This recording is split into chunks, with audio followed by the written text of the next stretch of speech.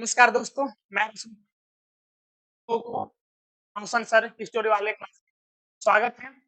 हम पिछले क्लास में आए थे इतिहास यानी क्लास 10 चैप्टर यूरोप में राष्ट्रवाद।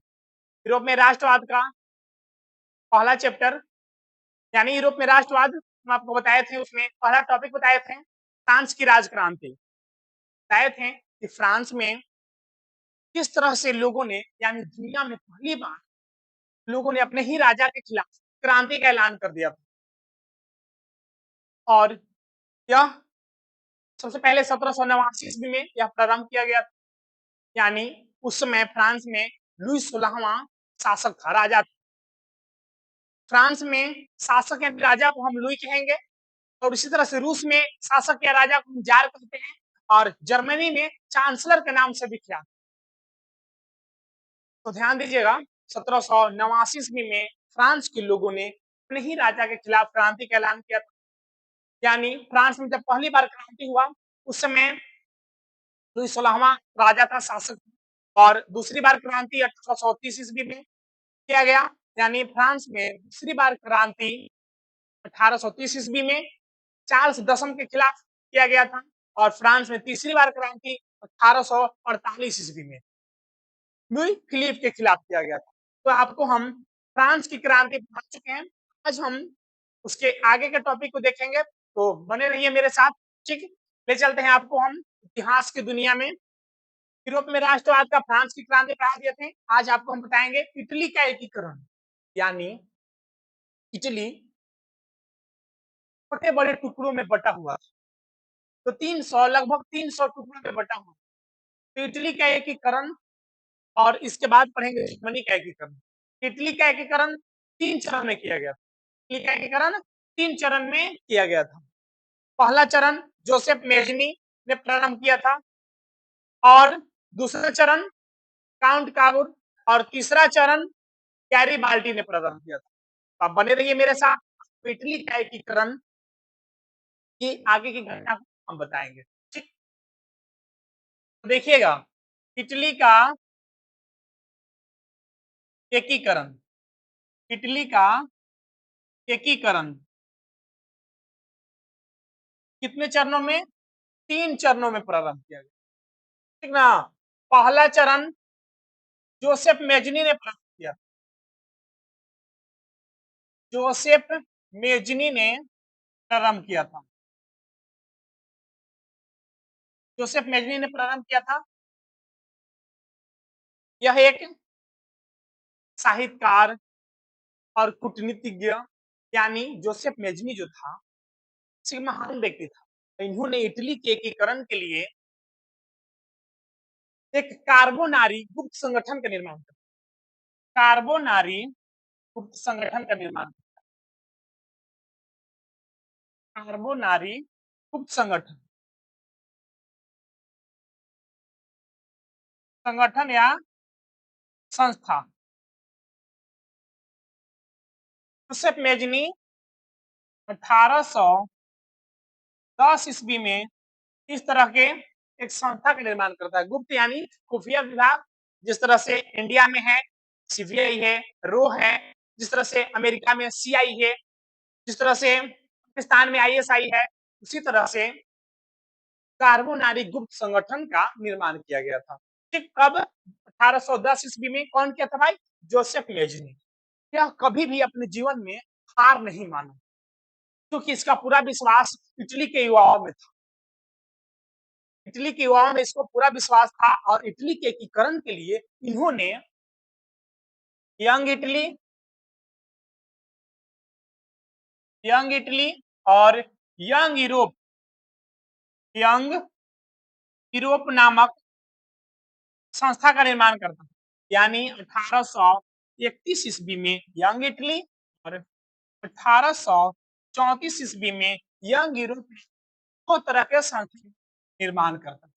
बहुत बार एग्जाम में यह पूछा भी है, क्लास 10th का बोर्ड एग्जाम में, यंग इटली का स्थापना कब किया गया और किनके द्वारा किया गया? तो आप याद रखिएगा, यंग इटली का स्थापना 1831 ईस्वी में जोसेफ मेजनी के द्वारा किया गया, और यंग यूरोप की स्थापना 1834 ईस्वी में जोसेफ मेजनी के द्वारा किया गया, बहुत ही महत्वपूर्ण है, ठीक ना। उसके बाद देखिएगा जोसेफ मेजनी को किसी कारणवश दूसरा जगह यानी दूसरे देश में निर्वासित कर दिया जाता, और इटली का एकीकरण का दूसरा चरण काउंट काबूर निभाता है। काउंट काबूर यानी ध्यान दीजिएगा, उस समय इटली में सबसे शक्तिशाली राज्य सार्डिनिया पीडमाउंट था, ठीक ना। सार्डिनिया सार्डिनिया पीडमाउंट सार्डिनिया पीडमाउंट उस समय के बहुत ही शक्तिशाली राज्य। सार्डिनिया जो पीडमाउंट था उस समय के शक्तिशाली राज्य, ध्यान दीजिएगा, सार्डिनिया पीडमाउंट उस समय के शक्तिशाली राज्य था। और यहाँ के शासक Victor Emmanuel Victor Emmanuel Victor यानी इटली के सबसे शक्तिशाली राज्य सार्डिनिया के शासक थे विक्टर इमैनुअल, ठीक। इन्होंने जब संभाला तो काउंट काबूर को प्रधानमंत्री के पद पर किसके पद पर प्रधानमंत्री के पद पर नियुक्त किया।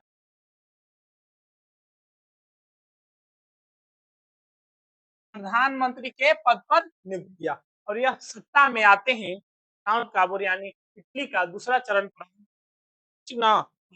यह सत्ता में आते हैं सबसे पहले यह ऑस्ट्रिया से विवाद उत्पन्न कर ऑस्ट्रिया ऑस्ट्रिया से विवाद उत्पन्न कर देता है। कब 1859-60 ईस्वी में। और ऑस्ट्रिया के अधीन यानी इटली का एक राज्य लोम्बार्डी ना इटली का एक राज्य लोम्बार्डी इस पर अधिकार कर लेता।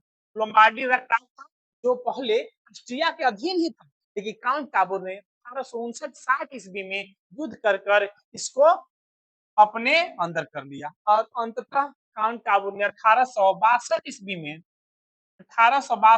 में इसका मृत्यु हो जाता। इसका मृत्यु यानी इटली के एकीकरण से पूर्व ही काउंट काबूर को मृत्यु हो जाता है, ठीक। ध्यान दीजिएगा, आपको हम बताएं इटली का पहला चरण कौन प्रारंभ किया, जोसेफ मेजनी। दूसरा चरण काउंट काबूर, ठीक ना। और इटली का तीसरा चरण गैरीबाल्टी प्रारंभ कर, ठीक। यह पेशे से एक नाविक था। इसका पेशा क्या था भाई, नाविक था, यानी नाव चलाता था, और इसके पास सैकड़ों नाव और हजारों कर्मचारी थे, और उन्हीं के सहायता से यह लाल कुर्ती नामक यानी रेड शर्ट नामक एक संस्था का भी निर्माण किया था, ठीक। ध्यान दीजिएगा, लाल कुर्ती, ठीक ना, यानी रेड शर्ट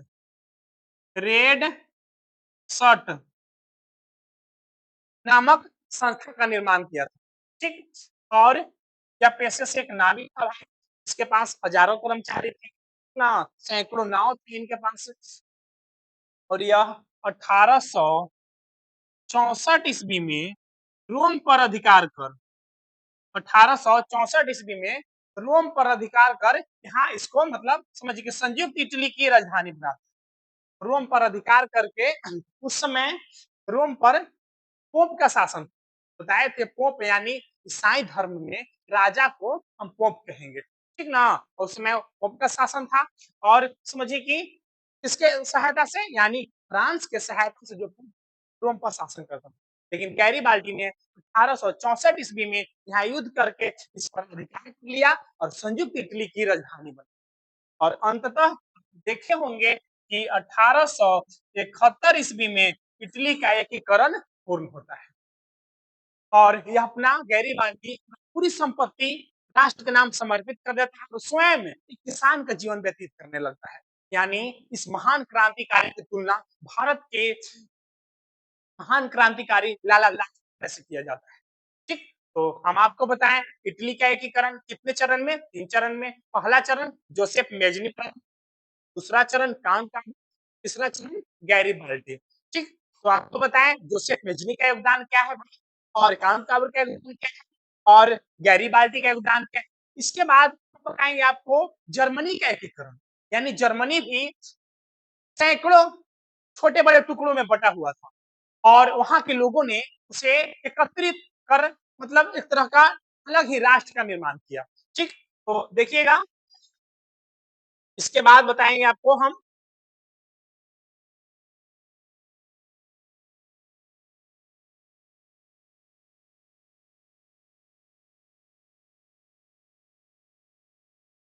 जर्मनी का एकीकरण।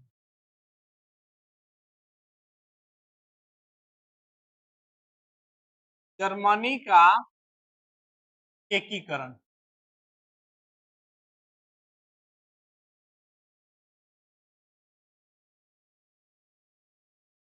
देखिएगा जिस तरह से इटली विभिन्न टुकड़ों में बटा हुआ था, उसी तरह से जर्मनी भी बहुत सारे टुकड़ों में बटा हुआ, और यहाँ के शासक महान कूटनीतिज्ञ और राजनीतिज्ञ ने इस तरह के अथक प्रयास से जर्मनी का एकीकरण किया। और जिस तरह से इटली का शक्तिशाली राज्य ऐसा, उसी तरह से जर्मनी का सबसे शक्तिशाली राज्य, इटली का सबसे शक्तिशाली राज्य सार्डिनिया पिडमाउंट, और जर्मनी का सबसे शक्तिशाली राज्य प्रसा था। प्रसा यानी जर्मनी। ठीक, प्रसा यानी जर्मनी उस समय के शक्तिशाली राज्य। तो आप ध्यान दीजिएगा, प्रसा का पहले शासक था Frederick William. Frederick William Frederick William था, लेकिन किसी कारणवश इसका मृत्यु हो जाता है। ठीक ना, उसके बाद विलियम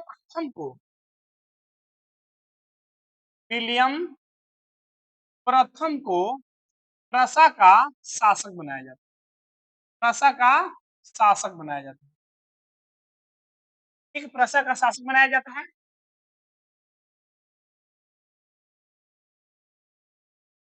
और विलियम प्रथम जब प्रसा का शासक बनता है, तो यह महान कूटनीतिज्ञ राजनीतिज्ञ चार्ल्स बिस्मार्क को वह अपना चांसलर नियुक्त कर।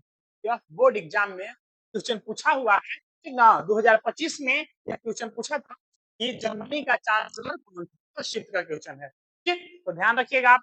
तो विलियम प्रथम जो है से यह शासक बनता है, और ये भी ध्यान रखिएगा हेडिक विलियम और विलियम प्रथम दोनों में क्या रिश्ता था भाई, दोनों भाई थे। ठीक ना, हेडिक विलियम ठीक। तो विलियम प्रथम जब राजा Charles Bismarck Charles Bismarck Charles Bismarck को यहाँ का चांसलर यहाँ का चांसलर नियुक्त किया जाता है। चार्ल्स बिस्मार्क को क्या किया जाता है, चांसलर। ठीक, आपको बताए थे हम, जर्मनी में राजा को प्रधानमंत्री को चांसलर कहेंगे, रूस में जार कहेंगे, फ्रांस में दूत। तो जब यह चांसलर बनता है, चांसलर बनते ही यह सबसे पहले जर्मनी के एकीकरण के लिए रक्त एवं रक्त एवं लौह की नीति का अनुसरण करते, रक्त एवं लौह की नीति का अनुसरण करते। और ये भी आप बात ध्यान रखिएगा, ठीक ना, इसे दुनिया का लौह पुरुष भी कहा जाता है। दुनिया का लौह पुरुष भी कहा जाता है। किसको, चार्ल्स बिस्मार्क को। चार्ल्स बिस्मार्क को दुनिया का लौह पुरुष यानी आयरन मैन के नाम से यह विख्यात है। और उसी तरह के कार्य भारत में किए थे सरदार वल्लभ भाई पटेल। तो इन्हें भी क्वेश्चन आए कि दुनिया लौह पुरुष चार्ल्स बिस्मार्क, और भारत का लौह पुरुष यानी आयरन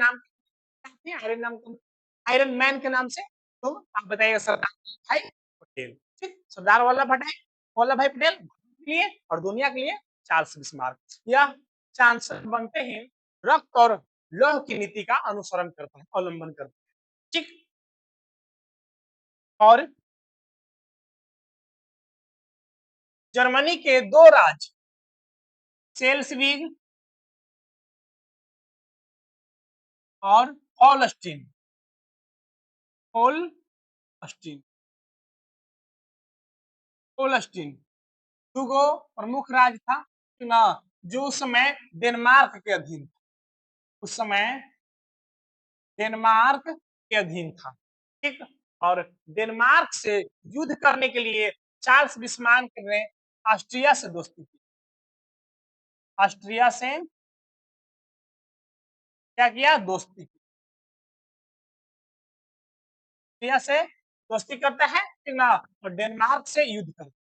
डेनमार्क मतलब ऑस्ट्रिया को बोलते हैं चार्ल्स बिस्मार्क के अगर में इस युद्ध में साथ देते तो आपको होलस्टीन राज्य आप दे देंगे हम।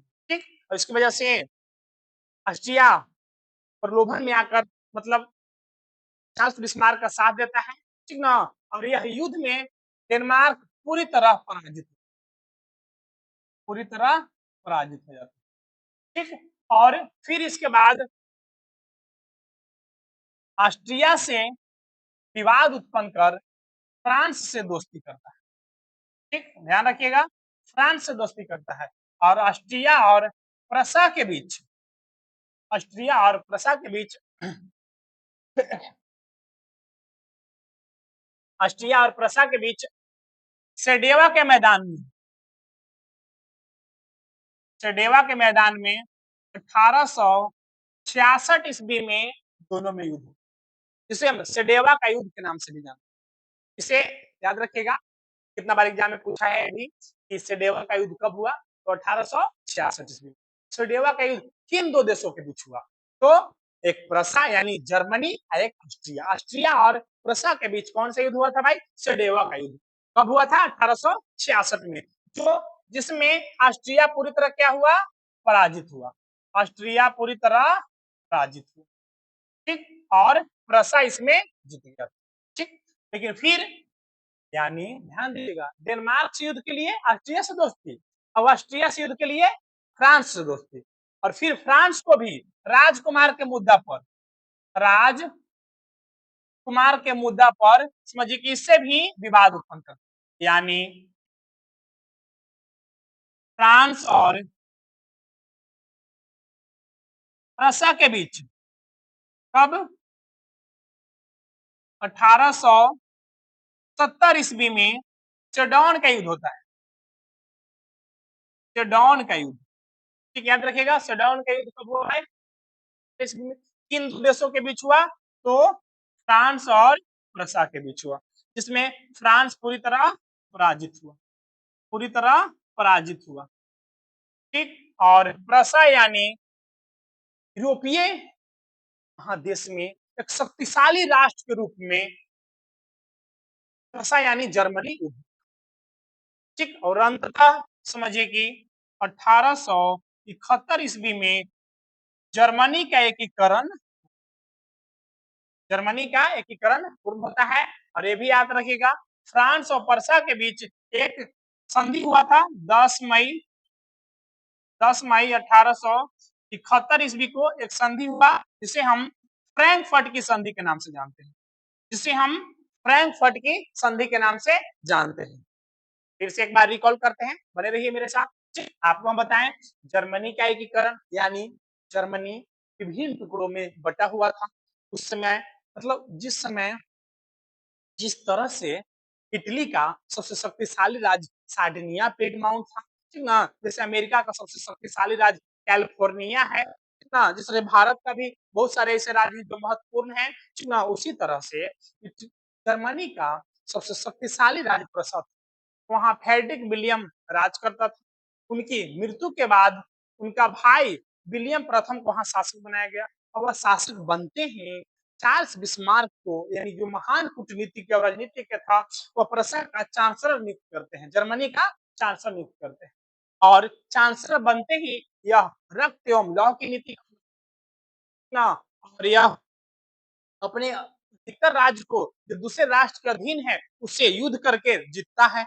और सबसे पहले डेनमार्क से युद्ध डेनमार्क से युद्ध करने के लिए ऑस्ट्रिया से दोस्ती करता है ना, ऑस्ट्रिया से युद्ध करने के लिए उससे दोस्ती करता है ना, और अंततः फ्रांस से भी युद्ध किया, ठीक ना। तो आप इसमें 2 बात ध्यान रखिएगा, एक सेडेवा का युद्ध, ठीक ना, एक सेडौन का युद्ध।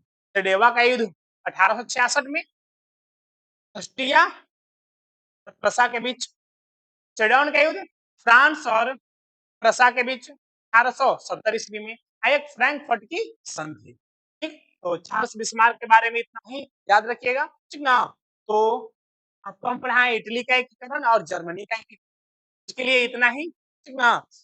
जय हिंद दोस्तों, अगर वीडियो अच्छा लगा तो प्लीज सब्सक्राइब करें, लाइक एंड कमेंट करें, ठीक ना।